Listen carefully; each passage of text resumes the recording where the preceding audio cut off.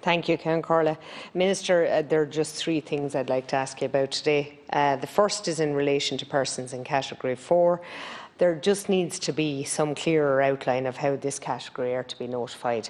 I'm receiving an awful lot of complicated scenarios where the consultant has come back to say that it's the doctor, they go to the doctor has no knowledge, and people are getting confused. Now, we do our best, and I have to say that the staff that we deal with in the HSE are excellent, but it's to try and avert all of the confusion. But unfortunately, I see today on Twitter that there are doctors on social media saying that because of the abuse that they are receiving from those expecting to be vaccinated by their GP and the lack of clarity, that they're going to quit the vaccine programme.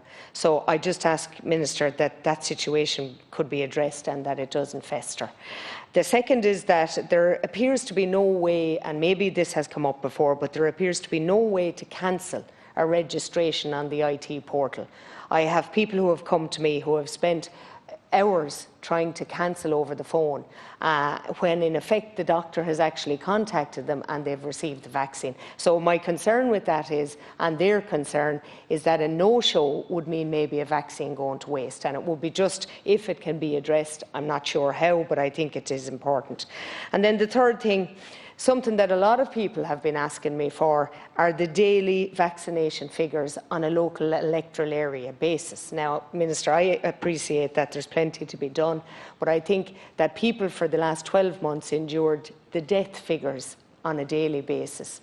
And I think that had a significant impact on people's lives, their morale, and what we've been through. And I think it would be a significant morale boost if people, even on a county-by-county basis, would know what the vaccination figures were. Maybe if it's 150,000 people to be vaccinated in Wexford, that we might get to a stage where we can see that we're nearly at 70%, but I think it would have a significant effect on people's morale.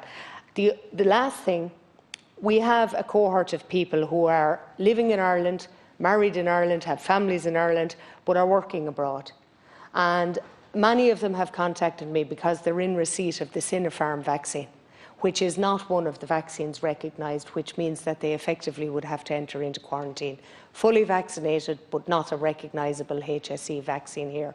And that means, Minister, effectively, all ministers, that they would end up having to quarantine, pay for it, with little or no time to see their family, and then possibly return to quarantine when they return to work. So if somebody might just consider how that would be catered for. Thank you. Minister. Thank you, Deputy. Deputy, thank you very much for all of those points. And to your last point, I'm very aware, as we all are, there are a lot of people who are resident in Ireland or want to return to Ireland or come to Ireland. There are 12, I believe, vaccines that are being used for COVID-19 around the world, and the EMA has authorised 4. And our current situation is the exemption from hotel quarantine is only for those 4. That's the public health advice that we have at the moment, but I will take your point back. With regards to cohort 4, a lot of progress has been made, but I know, I think probably as all of us do, that some people are finding it difficult to get the answer that they want quickly. So just in terms of the progress made, so to date more than 200,000 vaccines have been administered to cohort 4, and this is a big week. So this week 40 to 50,000 vaccines are targeted for cohort 4. So there's a huge amount of people in cohort 4 being vaccinated, have been and are being vaccinated this week. It's a big, big week. In the first instance, people should be able to get an answer either from their GP or from their treating hospital. So the approach is that if you have an underlying condition and you are in treatment with a hospital or with a hospital group, that hospital group should be able to vaccinate you, and they should be contacting you to tell you to come in to be vaccinated. And in the majority of cases, that is exactly what's happening.